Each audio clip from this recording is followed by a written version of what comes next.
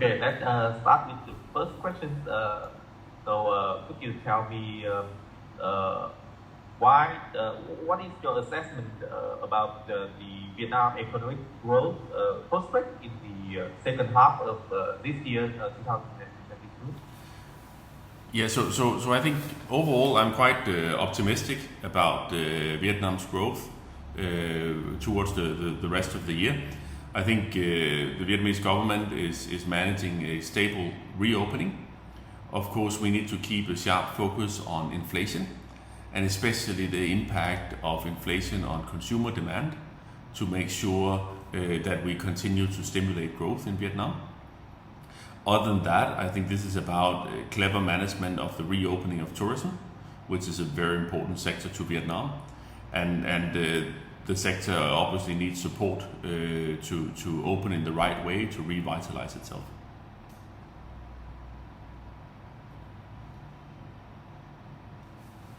Oh, I cannot hear you now. Yeah. I mute my micro. Sorry. So the second question is, how do you assess the potential to attract foreign investors of the Vietnam southern key economic region? Yeah, so I think the region we are talking about here, including Ho Chi Minh City and surrounding areas, is the key investment area for foreign direct investment in Vietnam, whether it's companies wanting to exploit the market opportunities or they want to establish production here.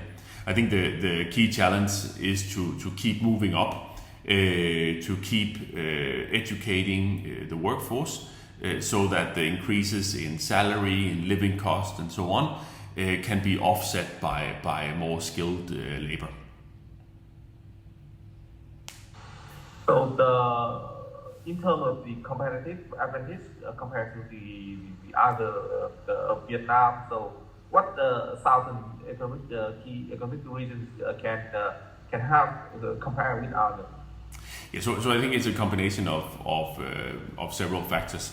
A substantial part of the Vietnamese economy exists in this region, and therefore if you want to approach the market here, this is a key area to start any business that is focused on Vietnamese consumers. When it comes to establishing production, then the southern area is also a key infrastructure hub, and as the area continues to develop in terms of new airports, better ports, etc., then this will continue to develop the region further. Okay, moving to the other part about the green FDI. Yeah. So recently, what do you think Vietnam can attract the green FDI, and what is the potential of Vietnam in attracting this kind of capital in the coming time? Yeah, so I think Vietnam has set an ambitious goal. The Prime Minister says we want to be carbon neutral in 2050, and a lot of these investments, they take a lot of time, and therefore 2050 is actually not that far away. So if we want to achieve these goals, and this is what foreign investors believe in, they believe in these statements and that Vietnam is ambitious in this area and much more ambitious than many countries in the region. But if we want to achieve that, we need right now to make sure that the market conditions are right for foreign investors to invest into especially green energy. And the problem right now for foreign investors is that the terms of their investments are very unclear. It's unclear how you sell the electricity from your solar investments or wind investments. How do you distribute it to consumers? And it's unclear what kind of rights you get to land, etc. And this means that the investments become much more expensive because it's risky. Whenever you have uncertainty and you do investments of billions of dollars, then the requirement to the return increases. The investors, they generally want less risk in this area. And therefore it is very, very important that the Vietnamese government moves fast now to implement the legal conditions, the framework, so these investors can enter. And if you look at the companies that I talk to from the Nordic countries, we have a lot of big investors that have just set up offices in Vietnam.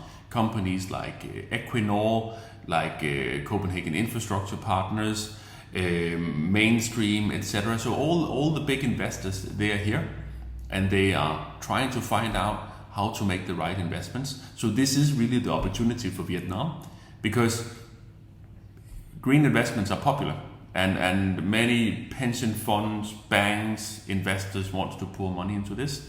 But now it's really up to the Vietnamese government to make sure that they can do it.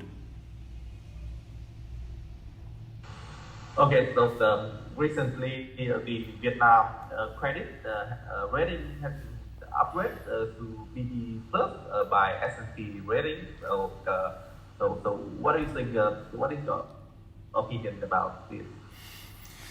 Yeah, but I think I follow this with quite a lot of interest, because the better the rating for the country, the better the rating for the banks in the country, and therefore it's like for green investments, it lowers the risk in Vietnam, and that means that Vietnamese can access lower interest rates. And in general, for many years, we have been used to interest rates in Vietnam that were above 10%. So double-digit interest rates for mortgage and other things, whereas in many Western markets, the past few years have shown interest rates that were either negative, or for consumers maybe 1 or 2%. So to keep improving the ratings means that investments get cheaper. It will have a lot of impact on the real estate market in the long run as well.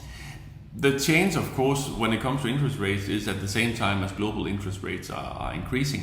So therefore, this might actually not be felt so much by the consumers in the coming year, but in the long term, it's very important for Vietnam. Okay, thank you so much for the answer. I think it's enough. So if any problem with the recording or filming, so I will email you. So yeah. you can send Perfect. your file. Perfect. Okay, Okay, great. Thank you.